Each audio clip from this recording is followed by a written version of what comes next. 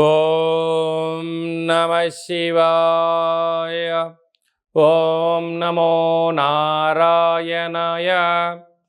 కర్మ నివారణ నరదృష్టి నివారణ కాళభైరవాయ నమో నమః.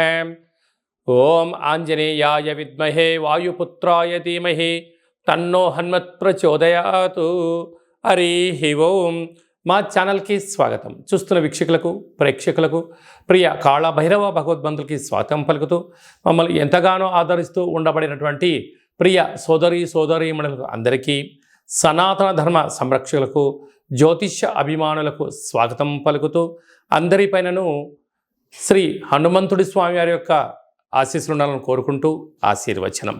అందరికీ ధర్మ మార్గము, భక్తి మార్గము, రామ మార్గాన్ని ఏర్పాటు చేసే శక్తిని మనసు ప్రసాదించాలని మనసారా శ్రీ హనుమంతుడి స్వామి వారిని కోరుకుందాం.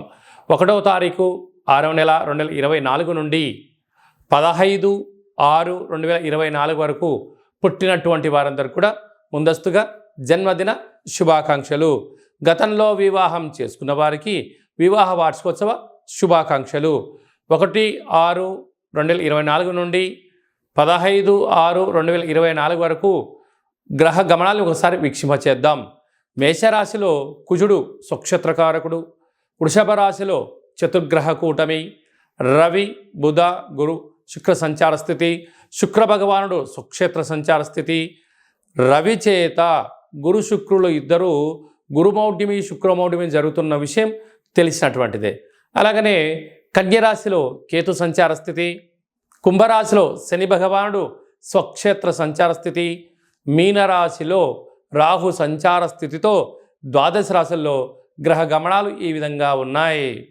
వృశ్చిక రాశి వారు గురువారం అమావాస్య రోహిణి నక్షత్ర సందర్భంగా గజకేసరి యోగము ఎలా పొందాలి అనేటువంటి విధి విధానము, అలాగే 7వ స్థానంలో చతుర్గ్రహ కూటమి సంచార స్థితితో ఎలాంటి దోషాలని తొలగించుకోవాలి, ఎలాంటి అదృష్టం కలిగించుకోవాలో ఈ వీడియోలో సవివరంగా సంపూర్ణంగా తెలుసుకుందాం.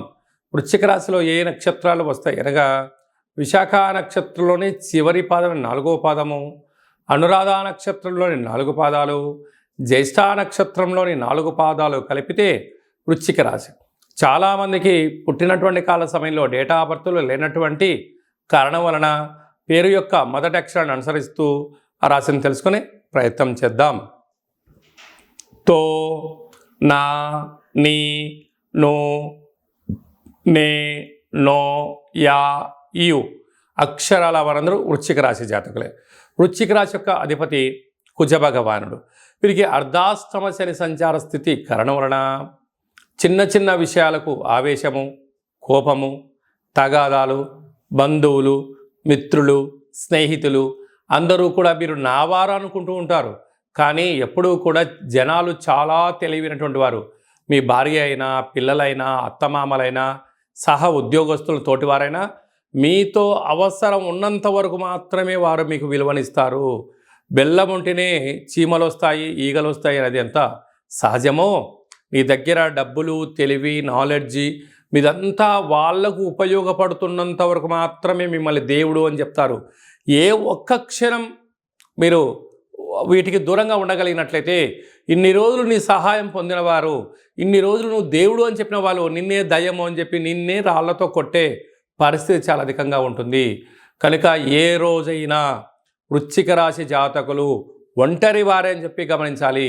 మీ ధర్మం, మీ నీతి, మీ ఆధ్యాత్మికత, మీ ప్రశాంత జీవన విధానమే మీకు ఐశ్వర్యం, ఆనందం మీ సొంతం అవుతుందని చెప్పి గమనించాలి. లేకపోతే పోలీస్ స్టేషన్లు, కోర్టు, గొడవలు, అశాంతి, ప్రశాంతత లేని జీవితం పొందే పరిస్థితి ఉంటుంది. ఇలా ఎక్కువ కాలంగా ఆలోచించాలనుకోండి, దీర్ఘకాలిక వ్యాధులైనటువంటి షుగరు, థైరాయిడ్, నరాల బలహీనత, బ్రెయిన్ స్ట్రోకు, పెరాలసిస్ లాంటివి వచ్చే పరిస్థితి చాలా అధికంగా ఉంటుంది. ఇలాంటి కాల సమయంలో మీరు ఎంత బరువు అయితే ఉంటారో అంత బరువు కలిగినటువంటి ఉప్పును తులాభారంగా చేసుకొని నీటితో కరిగించి ఆ ఉప్పుతో మహాదేవుడికి రుద్రాభిషేకం చేసుకున్నట్లయితే ఎవరు మనవారు, ఎవరు పరాయివారో మీరు గమనించేస్తూ ప్రలోభాలకు గురి కాకుండా మీ పని మీరు చేస్తూ విజయానికి మీ సొంతం అవుతారని చెప్పి గమనించాలి. సంతాన స్థానంలో రాహు సంచార స్థితి ఉండడం వల్ల మీ పిల్లలు, మీ ఎదుగుదల, మీ యొక్క కుటుంబం గురించి అనేక మంది చర్చించబోతున్నారు. నూతనంగా వివాహం వారికి సంతాన యోగం, పిల్లల యొక్క చదువులు అభివృద్ధిలో ముందు వరుసలో విజయం మీ సొంతం అవుతుంది. 6వ స్థానంలో కుజుడు సంచారం చేయడం వల్ల భూములు, గృహాలు, బంగారు ఆభరణాలు, క్రయ విక్రయాలు యోగదాయకం అని చెప్పి గమనించాలి. 7వ స్థానంలో రవి బుధులు కలిసి ఉండడం వలన ప్రభుత్వ ఉద్యోగం మీ సొంతం కాబోతుంది. ప్రయత్నం చేసేవారికి మంచి కాలము. ప్రభుత్వ ఉద్యోగం చేస్తూ ఉండబడిన వారికి ధర్మబద్ధంగా ఉండడం వల్ల ప్రమోషన్స్ వీరి సొంతం కాబోతుంది. అక్కడే గురువు, అక్కడే శుక్రుడు సంచారం చేయడం వలన కొన్నిట్లో స్వల్పమైనటువంటి ఇబ్బంది అనిపించినను మౌనంగా ఉండండి, యోగదాయకమైన రోజులు మీవే అని చెప్పి గమనించవచ్చు. కనుక ఈ అమావాస్య గురువారము రోహిణి నక్షత్ర సందర్భంగా ఈ చతుర్గ్రహ కూటమి సప్తమంలో ఉండడం వల్ల దోషం తొలగించుకోవాలి అన్నట్లయితే తెల్ల జిల్లెడు వృక్షం దగ్గర దీపం పెట్టడం, అలాగనే కాళభైరవ స్వామి యొక్క ముడుపు, హోమము కార్యక్రమంలో పాల్గొనడం, కాళభైరవ స్వామికి స్మరణ చేయడం వలన అంతా మంచి కలుగుతుందని చెప్పి గమనించాలి. విశాఖ నక్షత్ర జాతకులు స్వయం వృత్తులు, సేవారంగాల్లో, మార్కెటింగ్లో తొందరపాటు నిర్ణయాలకు ఇది సరైన సమయం కాదు. అనురాధ నక్షత్ర జాతకులకు సహనం, పట్టుదల, ఓర్పు, ధర్మమే మీ యొక్క విజయం కలిగించాలి. జ్యేష్ఠ నక్షత్ర జాతకులకు మీ యొక్క ఆలోచన, హార్డ్ వర్క్, విజయం మీ సొంతం కాబోతుందని చెప్పి గమనించాలి.